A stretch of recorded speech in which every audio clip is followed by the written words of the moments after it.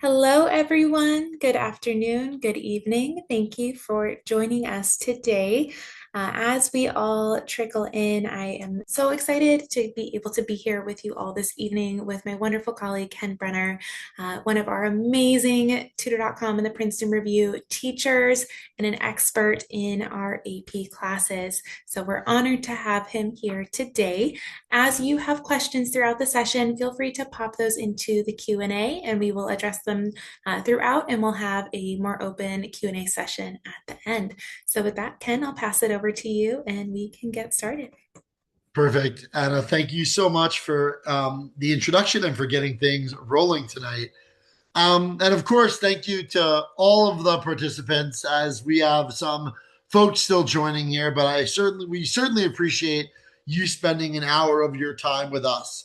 You probably know you're here tonight for an AP Social Studies strategy session webinar. So this is going to touch on mostly the AP history exams, but we will speak a little bit about the AP economics exams as well, because those are a social science as well, and many of the same techniques apply, even if there's different knowledge bases we're using. So tonight's presentation is going to have three main pieces to it. And the first one is why people take AP exams. Like, well, I'm sure almost everyone here knows some or all of the reasons, but we want to get everyone on the exact same page and context.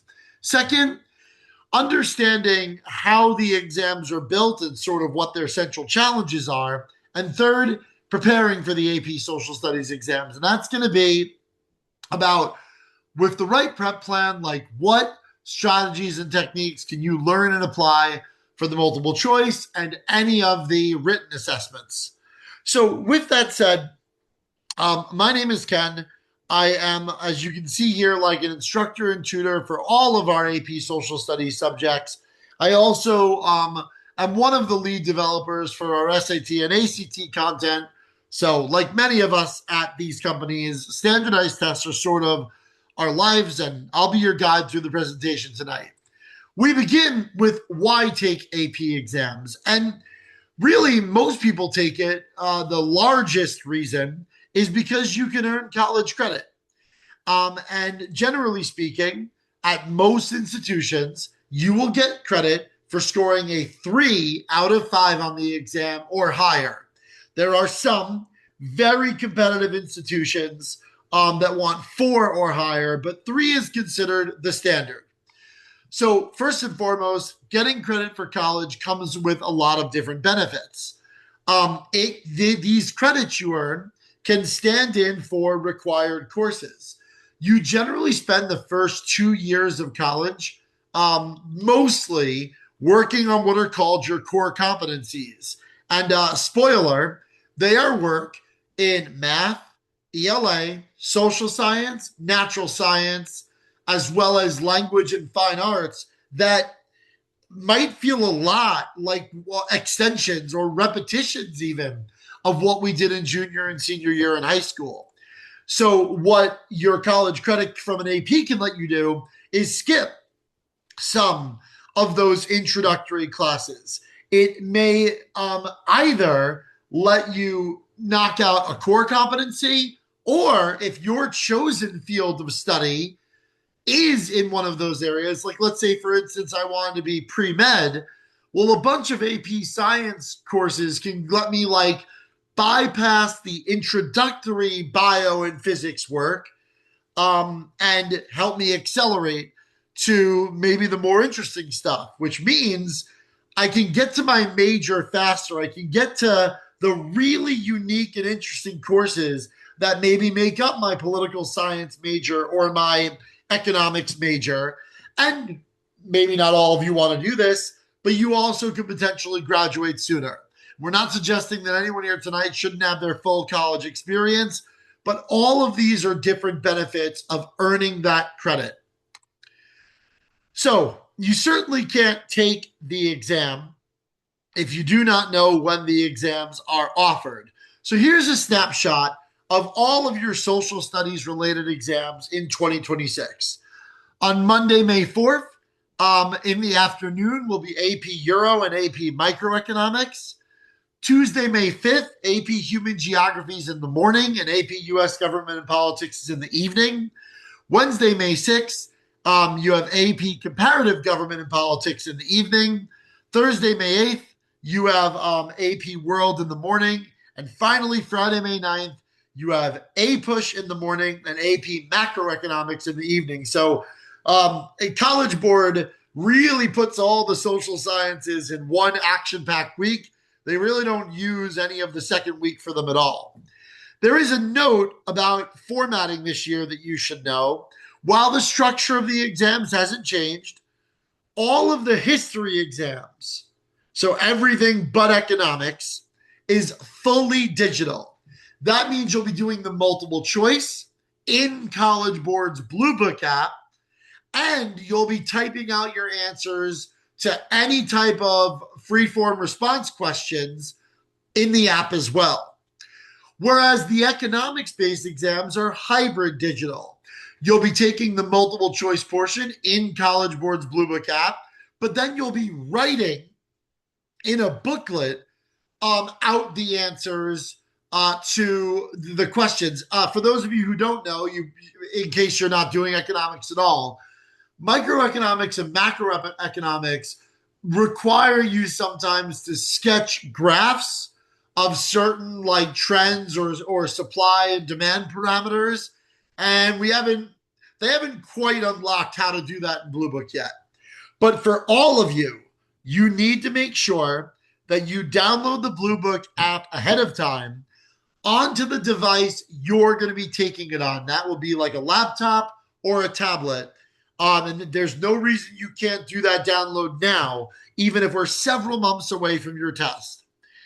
Any questions about these opening slides, like the main benefit of AP exams and when our dates are coming up this year? Blue Book is a completely free download you can do from College Board's website. Then you'll log into it with the same login you use for the College Board site. Cool. Now, we mentioned before that the goal is to get a 3. Well, why do most colleges accept that 3 for college credit? Because in College Board's mind, they say in their literature that if you get a 3 on an AP exam, you are qualified. You are showing competency in that course. And if you were to take that same course on a college level, you'd get a B minus, a C plus, or a C. A 4 is very well qualified and the grades get higher. A 5 is extremely well qualified and the grades are at maximum. So effectively, this is sort of you and College Board saying to the college, don't assess me. You don't need to assess me in introductory college calculus because of my high score on the A, B, or BC calculus exam. So that is a very brief concordance of how the scores work. So we know what the goal is.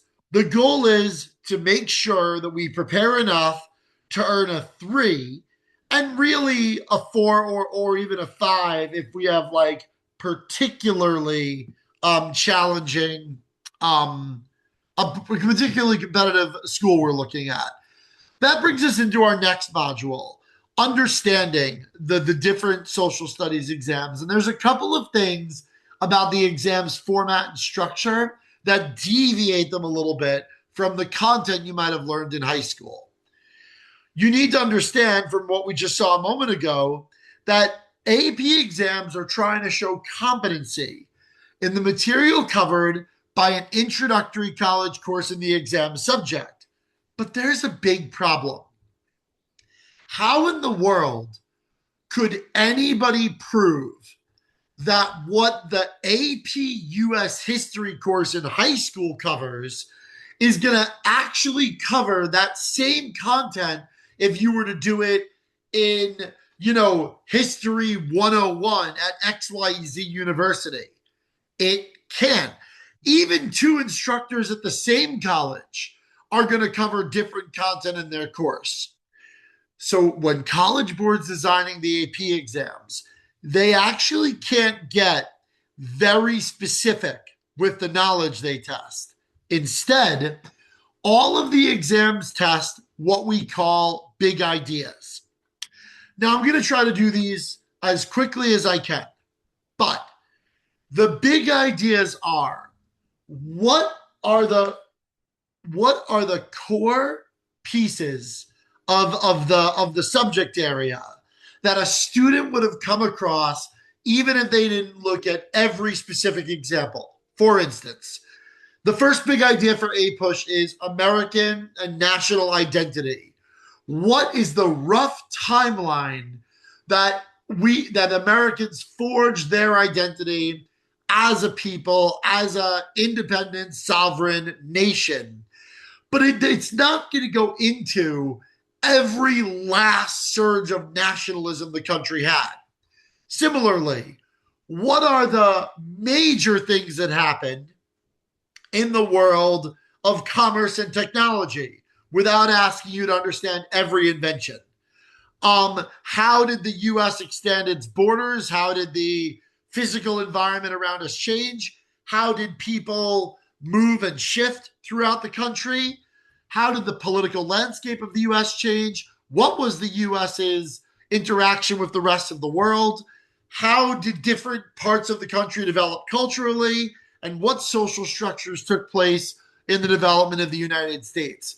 And it's more like I need to understand where each of these things were in, say, the 1960s, but I don't need to be able to necessarily cite every specific piece, every single event. It's not like I need to be able to write 20 pages about the Haymarket riot, as an example. I won't do this for all of them. I'm trying to make it clear that it's this zoomed out focus on like where the country was in the era with these big ideas and not individual facts. AP Euro, you'll see a similar idea. How did the European nations interact with each other and the rest of the world? What was the state of the economy? What were the different ideological things from religion to science? What were the timelines of the different nation states? What was the link between individual citizens and the society as a whole? Similar to the American one, how do they each forge their identities? And of course, the inventions that come along. That is AP Euro. You can see this continues. In fact, there's going to be a lot of interacting with the environment, how the culture developed, the system of government, the economy, interaction between citizen and government, and tech. You're kind of seeing the same things repeated each time, appropriately zoomed out for its subject matter. So here's US government. Again, 5 very, very zoomed out pieces. And then looking at micro and macro, microeconomics focuses on like product scarcity and its impact on the market, cost, benefits, and marginal analysis, production choices and behavior, and market inefficiency and public policy. Whereas macroeconomics, again, coming from that more zoomed out perspective, sort of looks at markets and economic measurements as a whole and seeks to generalize the models and policies that the economy can follow rather than sort of zooming in to like very specific products or markets. So what you need to understand really, because I know that's a lot that I just threw at you, is you aren't going to be tested about on certain things on an AP test the same way you would in a high school exam. And we'll see that as we go forward. Let's look then at the exam structure a little bit, starting first with the 3 history-based tests. All 3 of them, World, APUSH, and Euro, follow the same structure. Your first section is 55 minutes long, in which you will have 55 multiple choice, and that is 40% of the score. The second half of the first section is 40 minutes, 3 short answer questions. They're meant to be like, concise but detailed single paragraphs. That is 20% of the score. You may or may not know that you typically have an element of choice, in that you can usually pick between the third and the fourth short answer options. And even within each question, you sometimes are given multiple ways to come at the given prompt. Then in section 2, you have 1 hour and 40 minutes total, which includes a 15-minute suggested reading period. And that reading period is for the DBQ, the document-based question, where you have a series of primary sources all centered around a certain topic or a certain era. And the DBQ is 25% of the score. And then you have a long essay, which plays much more on your own historical knowledge. You get to pick from one of 3 choices there, and that's 15% of the score.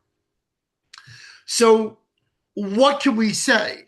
Well, we can say that we have an exam where a lot of our attention and focus tends to wind up on the essays because they're more imposing tasks. But before you get there, you have 60% of the score. So a lot of the battle towards getting a 3 or higher can be won before you write 1 word of your essay. The U.S. government structure follows a similar pattern. You get an hour and 20 minutes for section 1 of U.S. government exam structure. Again, 55 multiple choice, but now they're half the score. In comparative government, questions are a little bit maybe less specific at times, less intricate. So you only get an hour for those 55 questions.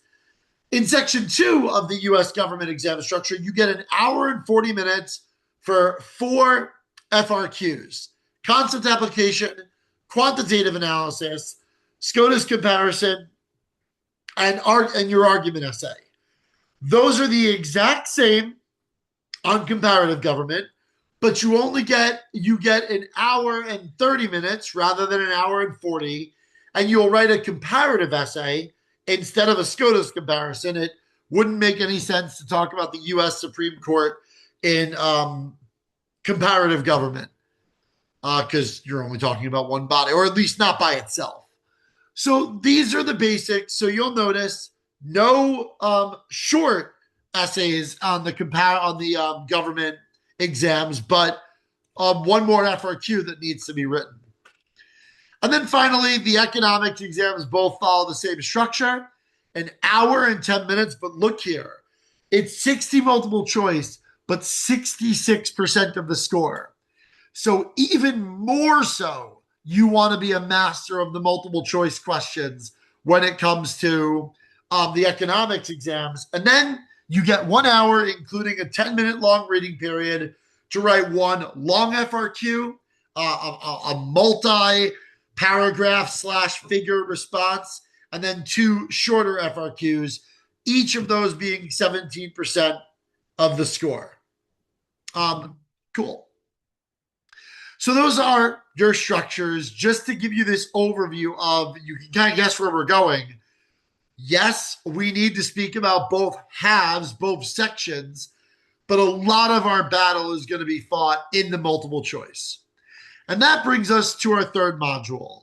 But before we start it, anyone have any questions about what we've covered so far?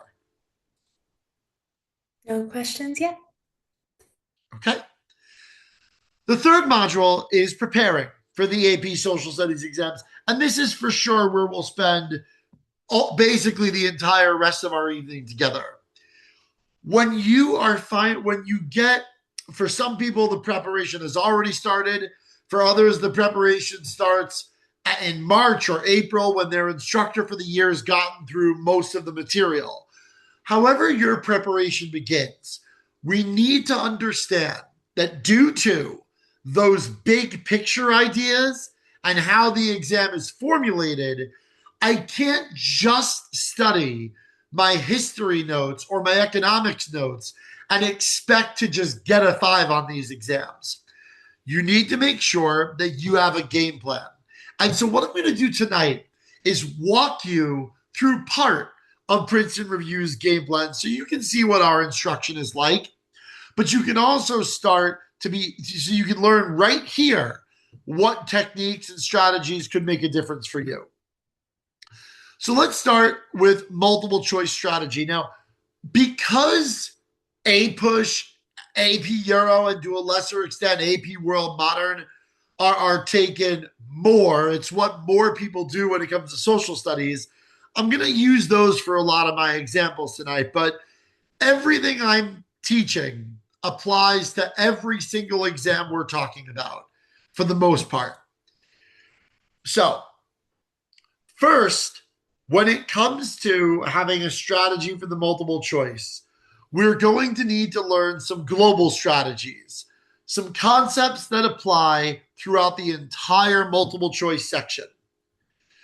You're also going to need to learn what types of questions are asked on the exam, because even though they're all multiple choice, the setup of the questions might change the skills you apply.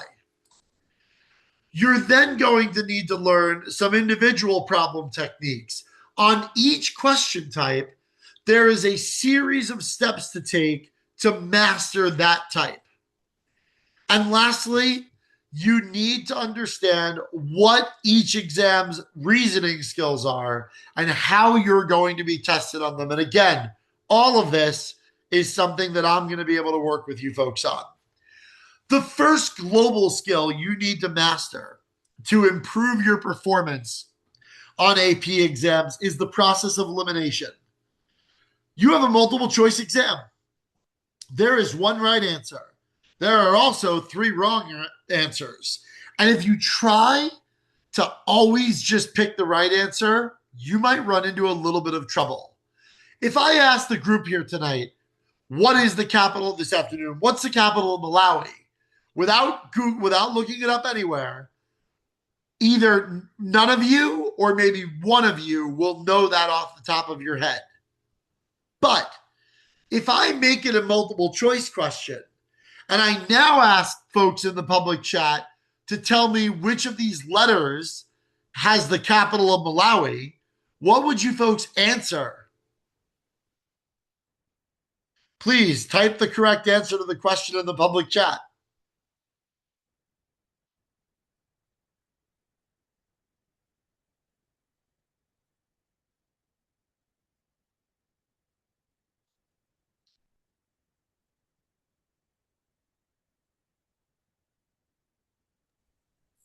We're getting D is the answer. Yeah, yep. I just got a bunch of Q&As come in. Thank you. Yeah, thank you, Anna. It is absolutely D. But a moment ago, when I asked the question, nobody jumped in and shot out the long way. It's the fact that we all know that it's not Paris, London, or Amsterdam because we know those cities and we know where they are. So, process of elimination works the same way. And to be clear, on none of the history tests would you actually be asked this question. But there's a lot of questions that seem like they're looking for something random. And all you need to be able to do is rule out the three things it can't be. However, sometimes you're going to be stuck and you aren't going to be sure at all. You aren't going to be able to eliminate all of the answers. In that moment, we recommend a strategy called letter of the day. Letter of the day works like this. For every question where you can't get rid of the three wrong answers or a problem you feel incredibly stuck on and you aren't even sure how to start, we think that you should choose one letter at the start of the exam. I'm sure my incomplete bubbling is drawing people crazy. And for every single question, you should bubble in that letter. What most people do is they don't choose a letter. They sort of randomly choose what looks good. But there is a problem with that. And there's really two problems, and I'm going to go through them in order. The problem with, I'll go in increasing order of severity. The first problem with choosing a random letter unlikely though this is you could get very unlucky and randomly guess the wrong letter every time. The bigger problem is that you spend time off your valuable 55-minute, 60-minute clock that you could have spent on multiple choice problems that you could get. Whereas when you choose a letter of the day, sure, it might not earn you a lot more points, but it saves you time. And in countless experimentation, we've learned that choosing a letter of the day so that when you get stuck, you have an auto letter to throw in without thinking winds up being more accurate. More importantly, it winds up saving your time and brain power. Those who say, well, you could just randomly guess, it's never random. Evidence shows that students spend a decent amount of time thinking about what a good random guess would be. Oh, and spoiler, we often wind up choosing away from the right answer because of, cleverly written traps or things that are logical but wrong. So we use process of elimination when we're actively working problems and knocking out, and we think we can knock out the wrong answers. But if we get stuck or if we don't know how to start, we throw in a letter of the day and get to the next multiple choice problem. Because for the most part, you're dealing on average with like a minute as all the time you have to read, analyze, and answer the question. Any questions about these first couple of general skills?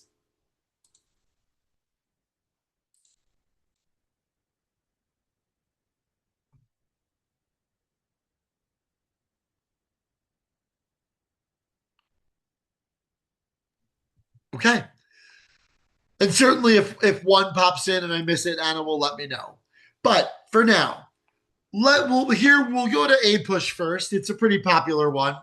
Let's start talking more now about since we've knocked out our general strategies, let's talk a little bit more about problem types and problem techniques. On the history exams, your set of multiple choice questions are typically never in isolation. Typically, you're going to get groups of 2 to 5 questions based on a primary source. In some cases, as you'll see, that there's other options besides a primary source. But here you can see that 3 problems, questions 9 to 11, are based on John F. Kennedy's inaugural address from 1961. Here's the first thing you need to know. While certain questions will require you to to read the entire source, all you need to do for starters is note who's speaking, and especially for A push, but really for any of the histories, when it happened. So this is John F. Kennedy's address in 1961. I'm not saying I shouldn't look at the rest of this. I'm just saying that I start by understanding that.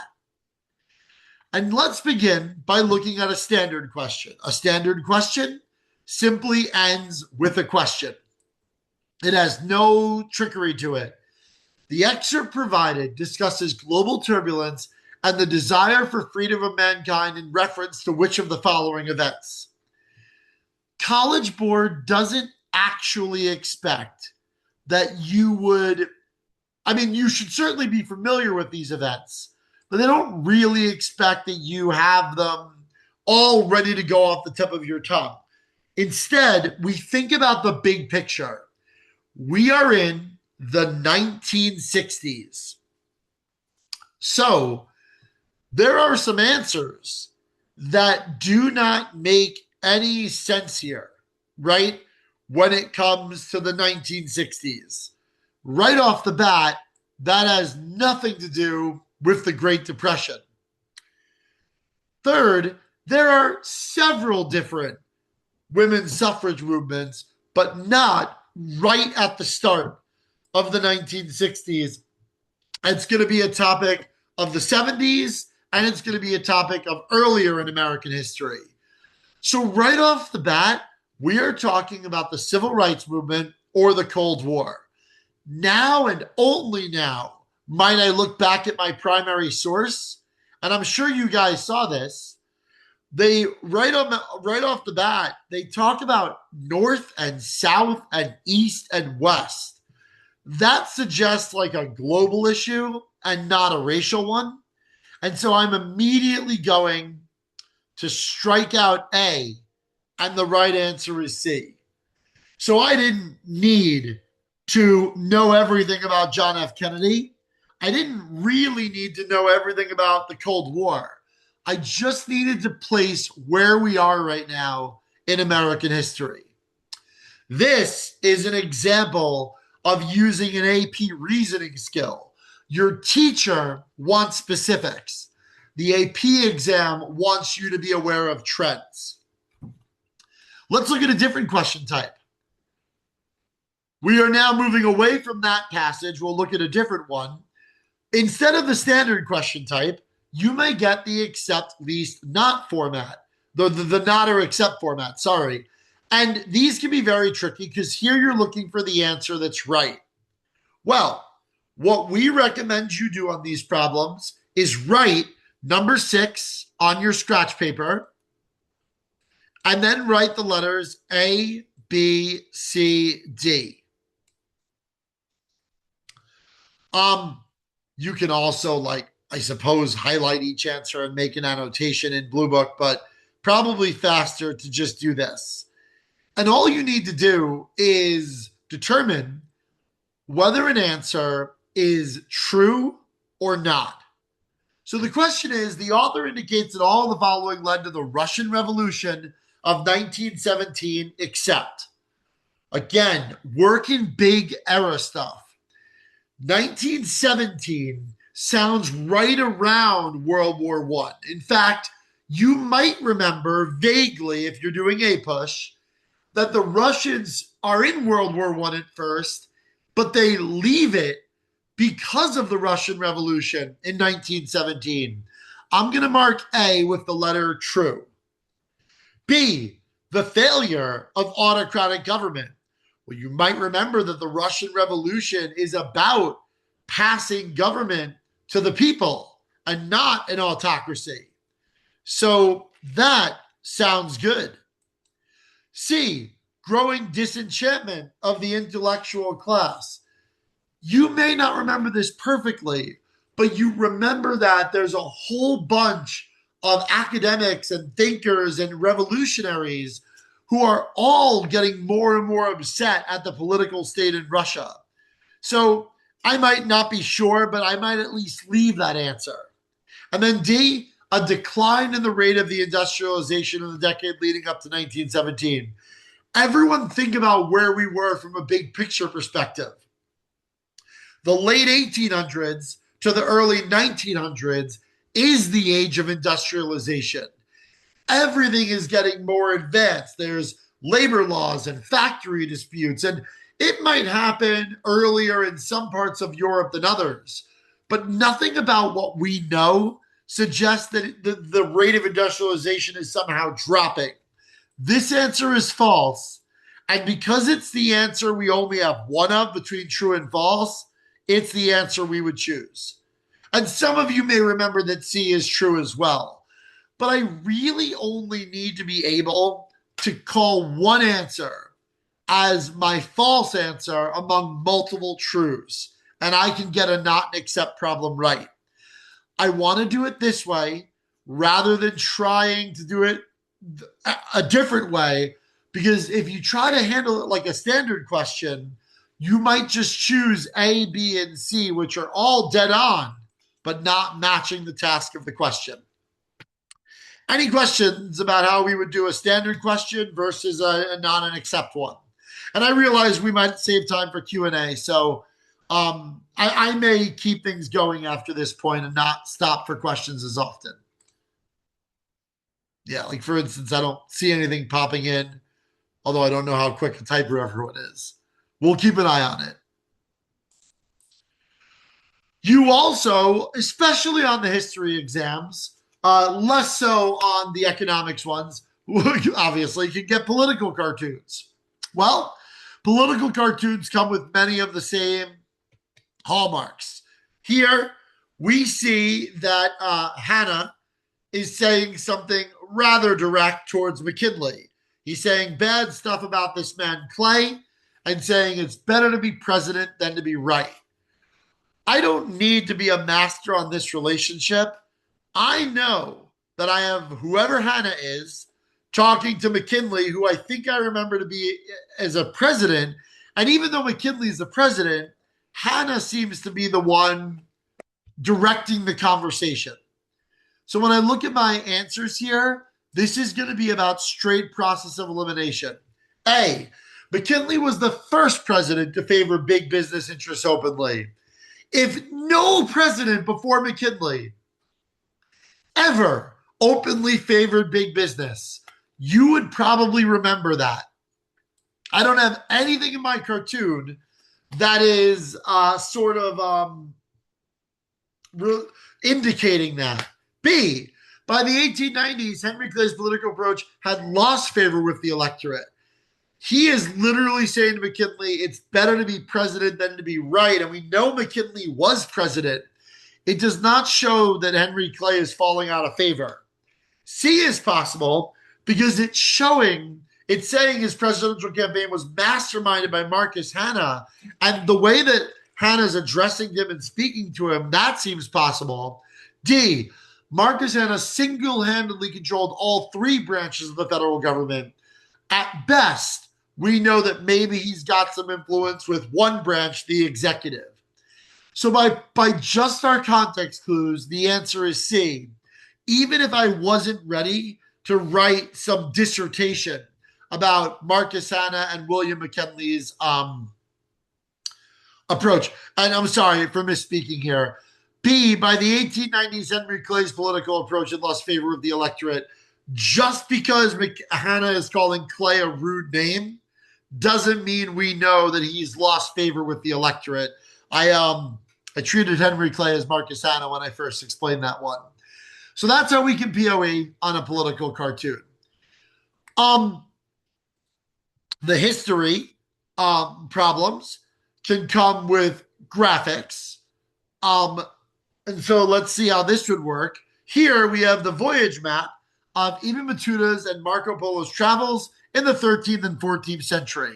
And we can see that Marco Polo is a dotted line covering the Pacific Ocean through the Indian Ocean, all the way through to the Mediterranean Sea to Venice. Whereas Ibn Battusta's travels are similar, but they definitely explore much more of the Middle East over land, and they trail into Africa. That's pretty much all I need to know. According to the map, how does the voyage of Ibn Battuta compare to that of Marco Polo? A, Ibn Battuta began his journey before Marco Polo. You may remember who came first, and you may not. If you remember who came first, this is really wrong. But our graph, the way it's written and organized, indicates that Ibn Battuta is first. You might remember that he's first. Either way, I definitely don't have any information from the graph that suggests that Polo is first. B, Ibn Battuta spent considerable time on the Swahili coast, while that area was largely avoided by Marco Polo. I just need to look at my picture, right? So if I look here, the Swahili coast, I definitely do see that Ibn Battuta is down there and Marco Polo is not. So that's a possibility. C, unlike Ibn Battuta, Marco Polo's voyage explored the port cities of China. I can see pretty clearly, I'll use an arrow, that both of them were on the coast or the port of China. And D, Ibn Battuta's voyage took him through the Islamic lands, unlike the voyage of Marco Polo. If I look, I can't really say that Marco Polo wasn't through the Islamic lands. Again, big picture ideas. If I know that the Islamic lands are settled in Persia or around the Black or the Caspian Sea or Arabia, I see that both journeys traveled through these lands. And therefore, my answer is B. And I hope everyone is seeing that I can look at this problem and say, that oh shoot, I don't remember much about these two people. It winds up being totally irrelevant. Meanwhile, all of the tests have questions that deal with charts or graphs. The economics exams have many different types of line graphs that often deal with market trends or supply and demand. Here you see like a popularity table. There's bar graphs, histograms you can see. Well, graphical based questions usually focus on the information in the graph. This goes back to the AP reasoning skills thing. You're not being tested on how well you contextualize each president's popularity ratings. You're being tested on your graphical reasoning skills. So if I look, which of the following conclusions can be drawn from the information presented in the chart above? A. Eisenhower was the most consistently popular president in the nation's history. How can I possibly conclude that when my picture only shows 4 presidents? And he doesn't even have the highest popularity either in the average area or the high area on this picture. B. Kennedy received greater congressional support for his program than did any other president during the period in question. Maybe there was a time early in his presidency where Kennedy has Congress on its side, but my graph isn't about any level of congressional support. C. Nixon's approval rating was the result of the Watergate scandal. I might know that Nixon goes through Watergate and ultimately resigns, hence why he has the lowest low number by a big margin. But I can't tell from the chart that it drops because of Watergate. D. The difference between Johnson's highest and lowest approval ratings was the greatest for any president during the period in question. And if I look, Lyndon Johnson's approval ratings have an overall arc, right? These two, of going up and down, high to low, by 42. No other, 44. No other president, not even Nixon, has a drop of 44. His is 43 from high to low. And therefore, the answer is C. You could imagine a student, hopefully not you folks after today, could spend a long time trying to figure out the merits of the A, B, and C, and trying to remember that isn't what you're being tested on. And related to that, this is an AP Euro example. I'm trying to bounce back and forth between my histories here, but none of these 7 exams or so ask for, well, specifically the history ones for military history, but none of them go into incredible specifics. For instance, during the First World War, the Battle of Passchendaele, no, I'm not even going to answer this one because you would never get any questions about the direct impact of single military battles on AP Euro or APUSH or World. You might be asked to contextualize treaties and understand the impact that wars had on the ultimate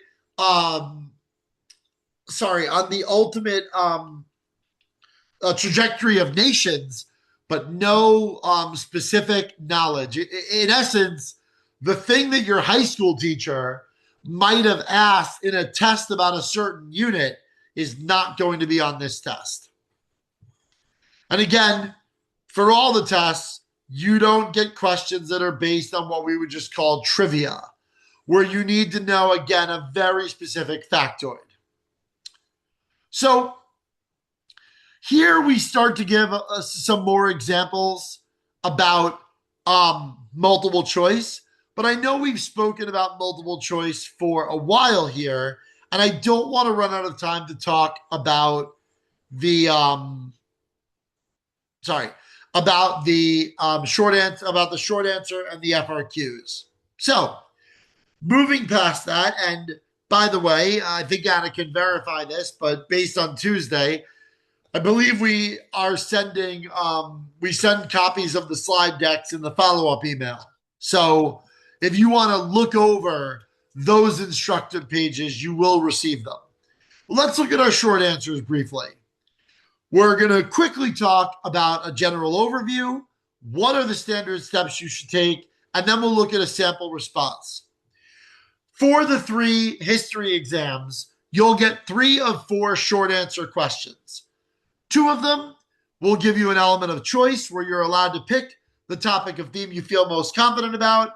And all of them are going to be tied to a primary source, a historical argument, data or maps, or some general aspect of the US's or the relevant country or region's history. You are going to have 40 minutes to write these 3 responses. And the steps work like this. Choose. Know that for one of the 4 essays, you're actually going to be able to choose the topic that best fits your knowledge base, whereas the other 2, you'll be forced to write what they want you to write about. The second step is to brainstorm or think. Before you start writing, write down all the facts and details you do know about the topic. And by the way, you might have been reinforced on that topic by the multiple choice, because generally speaking, all 3 tests tend to rotate between the same 5, 6, 7, 8 generally important things. And then write.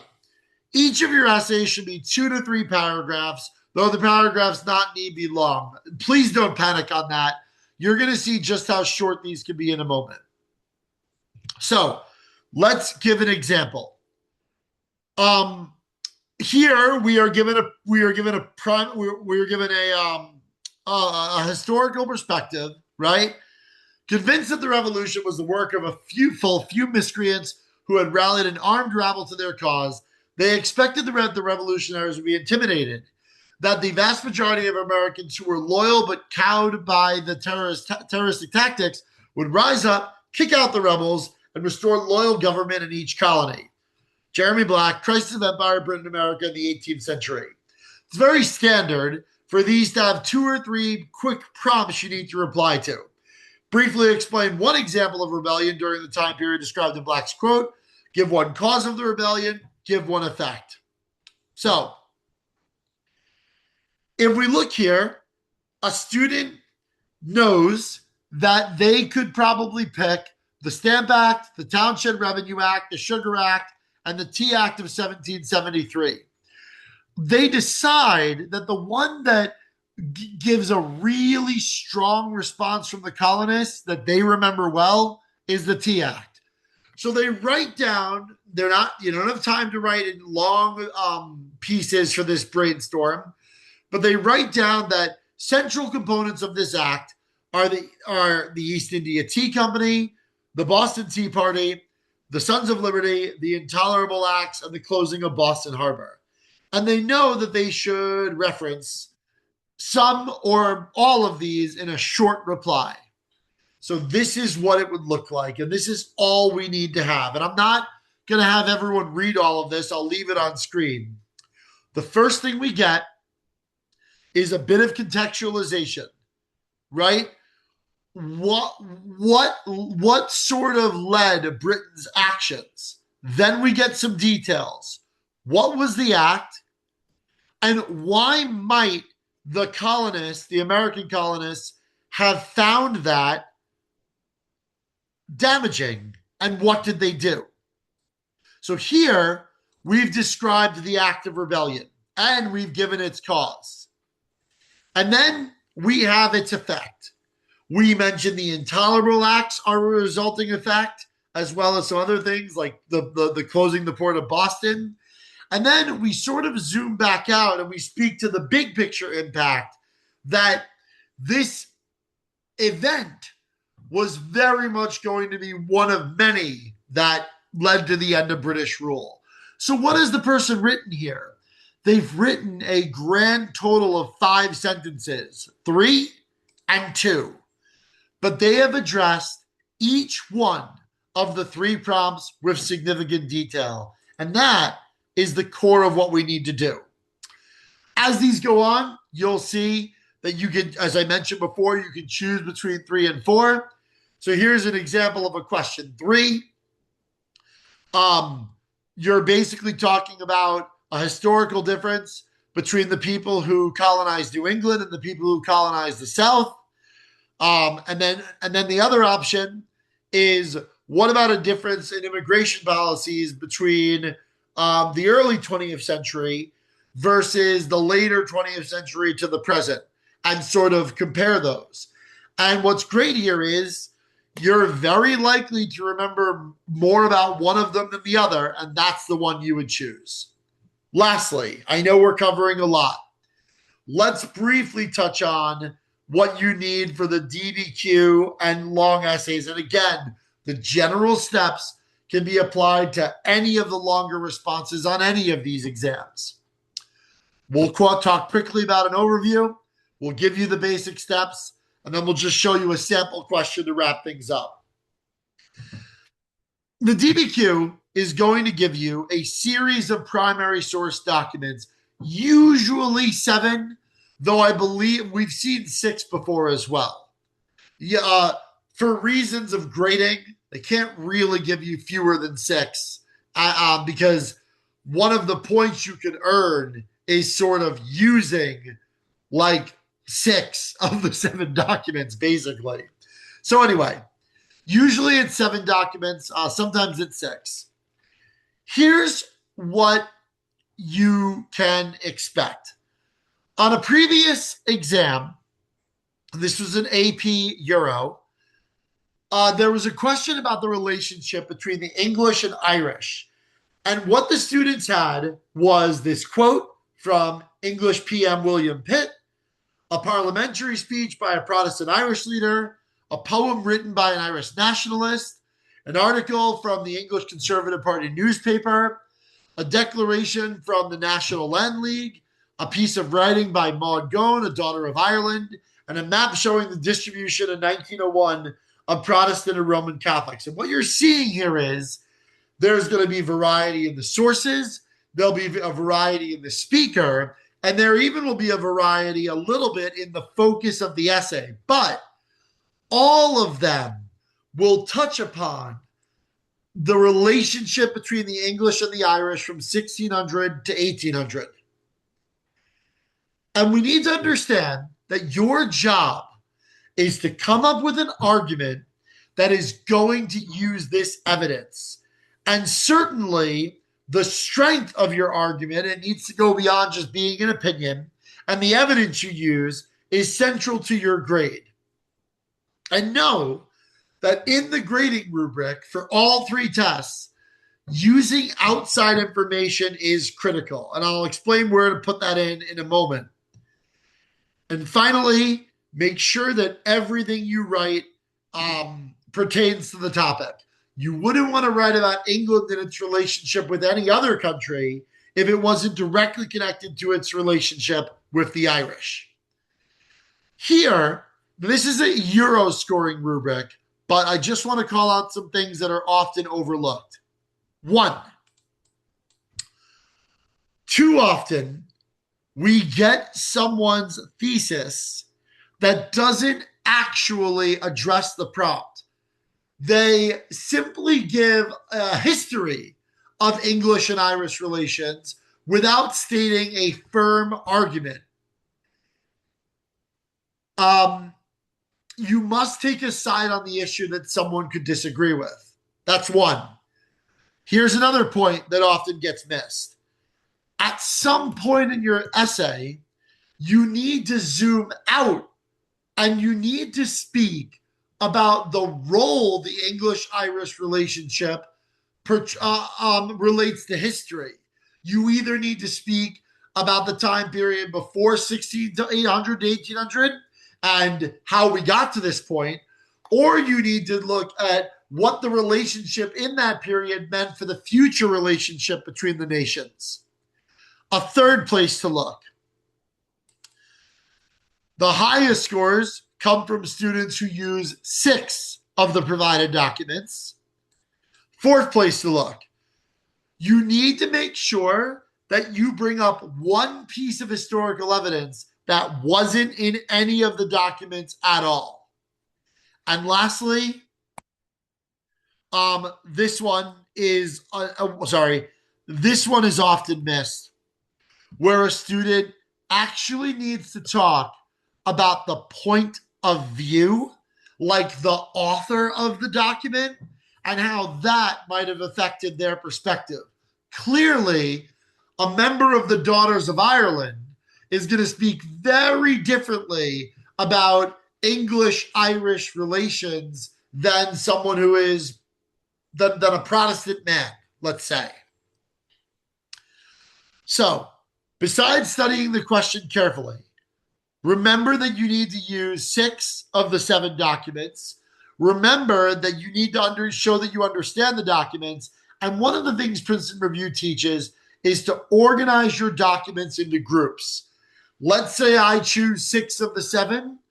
I might be able to organize them based on Protestant and Roman Catholic, based on male versus female, and based on English national versus Irish national.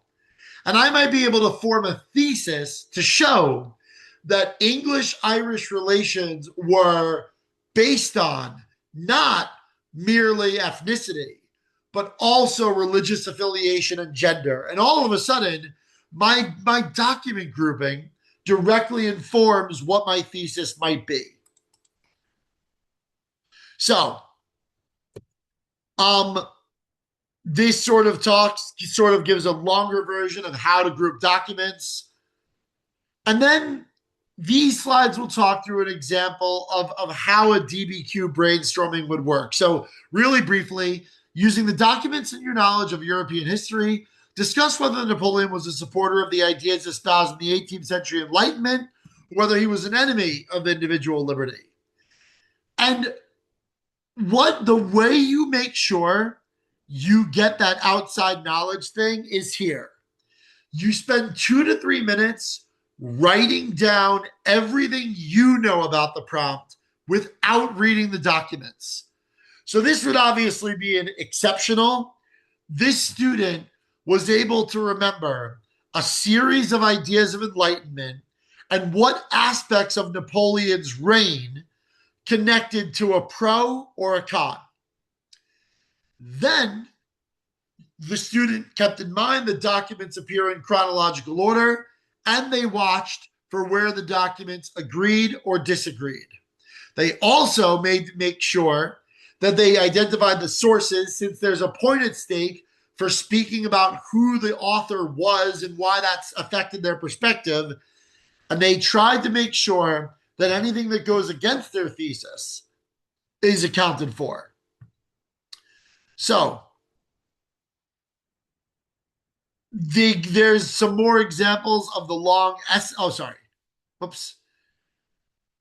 This last slide here talks a little bit more about why you shouldn't discount counter evidence. And then lastly, for the long essay, this is a little bit more quick to go through. Here are some sample prompts.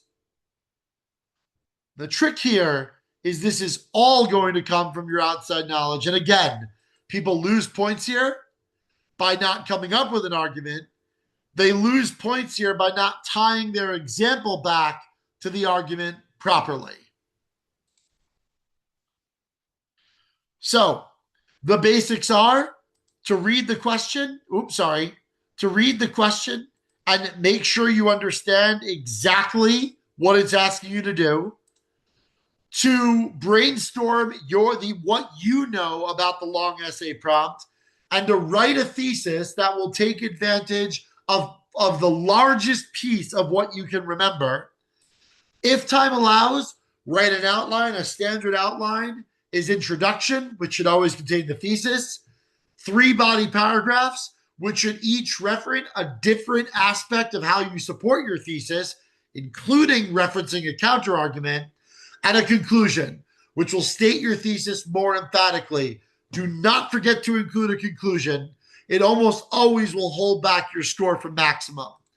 And lastly, if I take about 5 or 6 of my minutes, 7 of my minutes to do that, the other 33 minutes is for writing the essay on the long response. Ultimately, folks, as we approach 4:30, the best way to succeed on an AP exam is by knowing its content, but AP exams are standardized tests. And the overviews I gave for multiple choices and free responses today are the right ways to do these things, no matter which of the exams you're actually taking. So I know we usually try to make sure we're very rigid here, but one, I want to thank everyone for their time today. And if anyone does have a question that we didn't address that Anna and I might be able to answer right here at the end, I encourage you to put it into the Q&A. But thanks for sticking with us this whole time.